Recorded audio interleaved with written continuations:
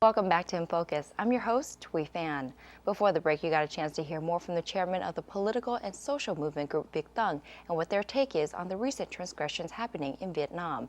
In this segment, we'll find out more about why this is happening and what we can do to change it. To me, all of these individuals are all heroes. That's how I view them. Những người bị kết án ngày hôm qua như cô Mẫn, Nguyễn Đặng Minh Mẫn, 9 năm tù, một cô gái nếu tôi không lầm mới vào lứa tuổi 20-23, 9 năm tù. Anh Paulus Lê Sơn 13 năm tù, hay là anh Hồ Đức Hòa 13 năm tù, anh Đặng Xuân Diệu 13 năm tù. Đối với tôi, họ là những người anh hùng, họ là những con người can đảm, dám nghĩ, dám nói, dám làm, dám hy sinh cho cái điều mình tin tưởng, dám hy sinh cho công bằng, cho công lý, cho sự thật, dám sống trọn vẹn với cái lý tưởng của mình. Đối với tôi, họ là những người anh hùng, họ là heroes. But I don't think they will ever consider themselves heroes. I can guess that if we ever call them heroes, they will probably feel very uncomfortable. Những người này họ là những người, tôi nghĩ là họ là những người can đảm, nhưng mà họ đồng thời là những người rất là khiêm tốn, và họ sẵn sàng tranh đấu chỉ vì họ tin vào những điều họ cho là tốt đẹp nhất cho đất nước Việt Nam. Chỉ có đơn giản như vậy thôi. Và tôi muốn nói nữa là trên đất nước Việt Nam chúng ta ngày hôm nay không thiếu gì những người anh hùng như vậy. Có rất nhiều người anh hùng như vậy âm thầm đang tranh đấu. Từ những trường hợp của những người như cô Nguyễn Hoàng Vi, cô Huỳnh Thục Vi, cô Trịnh Kim Tiến, của chị Bùi Kim Hằng, rất nhiều người. Đất nước chúng ta đang có rất nhiều người anh hùng. Và đó là cái điều mà tôi cho rằng là đáng mừng và đáng cảm phục.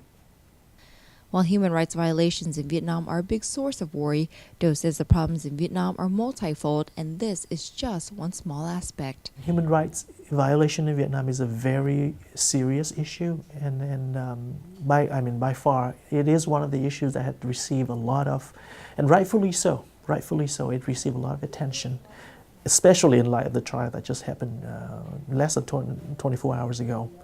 However, I want to point out that the situation in Vietnam is a lot more serious in some other important aspects. Let's take corruption, for example. Vietnam is ranked 146, I believe, among 173 countries in the world in terms of transparency index, meaning that Vietnam is probably one of the most corrupted nations in the entire world. Corruption is a huge problem in Vietnam because not only it drains the Vietnamese resources, it creates inequalities, it is also it's producing an environment ripe for crimes. It promotes crimes, it promotes injustice, it bankrupts the national treasury. And so when you talk about corruption, you have to look beyond corruption, the impact, the negative impact it has on the nation of Vietnam. And that is a very, very serious problem in Vietnam. Another aspect is the economy. The Vietnamese economy has been going downhill since 2006 and 2007. So the last 5 years, it has been sliding downhill. Why? Again, the economy is sliding downhill because of mismanagement. And why mismanagement? Because we have a dictatorship. When you have a government that polices itself and it's corrupt, how can you trust a government that is so corrupt to police itself? So again, with that kind of mismanagement, the economy is going downhill. And the impact is the average person on the street, their life is suffering. Sure, a lot of people go to Vietnam and say, well, I can still see a lot of people spending money on all these high rises, all these fancy restaurants. But think, out of the 90 million Vietnamese, how many people actually can afford to spend money to stay a night in one of those fancy hotels? Say 1 million, 2 million, 3 million, just say 5 million Vietnamese can afford that. 5 million out of 90, come on. The picture is clear. We want justice, we want equality for everybody, not just this few that's privileged or well-connected. So the economy is another issue. Public debt is very high. Inflation is running high. The trade deficit is the highest level ever. The national treasury is down to the last $13 billion. That's it. That's all they have in the national treasury. That's nothing, okay? So it's clear the economy is in huge trouble. The rule of law, there's no such thing. I like to say in Vietnam there's a rule by law. They use law to justify their rule. They use the law to serve their own existence. So I can go on, to be honest with you, because there are so many different things wrong in Vietnam right now, and all these things are coming together to really threaten the downfall of the Vietnamese communist regime. In a way, you can say that they are bringing upon themselves their downfall because of the flaw, the inherent flaw in their system, that they are paying the price for that flaw, for those flaws, and I think they will collapse. My prediction, not too long. In a relatively short time frame, we probably will see some real meaningful changes in Vietnam. Đối với những người đồng bào Việt Nam ở trong nước đó, cái cảm giác bất lực, cái cảm giác mà mình không có thể làm gì được trước một cái chế độ nó quá tàn bạo, và họ gần như là có vẻ như là họ có toàn quyền, họ muốn làm gì họ làm. Và hiển nhiên, mặc dù một cái phiên xử 14 người kéo dài có 2 ngày, xử rất là nhanh, đưa ra những cái bằng chứng để buộc tội rất là phi lý. Đi tham dự một cái lớp học về kỹ năng lãnh đạo cũng gọi là tội, đi tham dự một lớp học về internet cũng gọi là tội, thì còn cái gì trên đời này nữa mà họ không làm được. Tôi có thể hiểu được cái tâm trạng, có thể vào giờ phút này rất nhiều người ở trong nước Việt Nam cảm thấy bất lực, cảm thấy có thể rất là thất vọng và hoài nghi, không nghĩ rằng là mình có thể làm gì được. Nhưng mà tôi nghĩ đó, cái cảm giác đó là một cảm giác rất là bình thường, thông thường của bất cứ một ai mà sống trong hoàn cảnh như vậy. Nhưng nếu chúng ta bình tĩnh và lùi lại một bước, nhìn lại tất cả toàn cảnh cái bức tranh đất nước Việt Nam của mình đó, thì tôi nghĩ rằng là ai nấy cũng sẽ đều nhìn thấy một điều đó, là thật sự là nhà cầm quyền Cộng sản Việt Nam ngày hôm nay so với 5 năm trước, so với 10 năm trước, họ đã suy yếu đi rất là nhiều. Ngày hôm nay có rất nhiều việc, có rất nhiều điều họ đã có thể làm được mà họ không thể làm được nữa. Cái thử tưởng tượng cách đây 15 năm, 20 năm, họ muốn bắt ai là họ bắt, họ chẳng cần phải đem ra tòa nữa. Họ có thể họ thủ tiêu bất cứ ai họ muốn, chẳng cần phải đem ra tòa, chẳng cần phải dàn dựng, tốn công, tốn sức để mà xét xử. Ngày hôm nay họ không làm được chuyện đó nữa.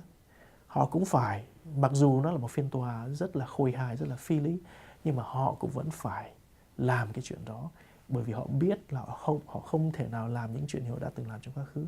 Tại sao như vậy? Là bởi vì họ biết thời điểm ngày hôm nay đã thay đổi rồi.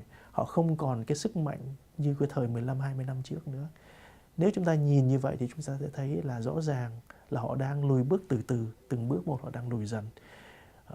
Nó chỉ là vấn đề chúng ta nhìn lấy nước nửa đầy hay nửa vơi. Và nếu chúng ta nhìn nửa vơi thì rất là dễ thất vọng. Nhưng nếu chúng ta so sánh lại thì thấy thực sự ly nước đang dâng đầy lên từ từ. Và đến một lúc nào đó nó sẽ tràn ly và cái chế độ độc tài này nó sẽ phải chấm dứt. Thì tôi nghĩ rằng là luôn luôn trong bất kỳ một công việc nào chúng ta đang làm, nhất là một cái việc khó khăn như thế này đó, cần phải có cái sự bình tĩnh, tỉnh táo và nhìn lại sự việc, nhìn lại toàn bộ bối cảnh của vấn đề để nhìn thấy rằng là chúng ta đang tiến và họ đang lùi. Dĩ nhiên, tôi muốn chúng ta tiến nhanh hơn và họ lùi nhanh hơn. Nhưng mà rõ ràng là chúng ta đang tiến và họ đang lùi. Many people shy away from the issue of politics and democracy in Vietnam, mainly because they have family overseas and are worried about the government acting lawlessly toward them. Do says this is a legitimate concern and one he certainly understands. There are people who, because of family ties, of their own personal safety, they would rather not be exposed, and that's fine. You don't have to always be out there or exposing your face. There are so many things people can do behind the scene. There are so many things people can help, and without putting themselves at risk. Keep in mind, we are waging a non-violent struggle to bring peaceful change to Vietnam. And when you say that, what does that mean? That means everybody can participate in however little ways they think they can. Just one small action, they can participate already. Just to pass along a piece of news, to pass along an article, to pass along a flyer is already enough to help. So yes, I understand that's the real concern. However, let's not let that concern stop us from doing what we need to do. There's a million things literally you can do without putting yourself at risk. But he says the fight continues. I'm very hopeful that things in Vietnam will be changing very soon. I say this with the experience, if you will, if you permit me, is that for someone who has been involved with this cause for the last 30 years, I have seen all the ups and downs at certain points in the past. I have seen the road to democracy and human rights and justice in Vietnam is just so bleak. But that's behind us. we are now at a juncture in our history that I'm very optimistic that we're going to see a real change coming to Vietnam in the near future. But make no mistake, this change will not come easy. We have to do what needs to be done. We need to contribute. It's not going to happen by itself. Change will not happen by itself. We will take the responsibility to facilitate that change, to make sure that change will come in a positive way. So it's time. It's time that we need to join the cause. It's time that we need to do whatever we can to bring that change as soon as we can. And it's not going to be as long as we think as before. I'm very hopeful, and I just want everybody to see that and join the cause. I hope Mr. Do is right when he says he believes change is on the horizon.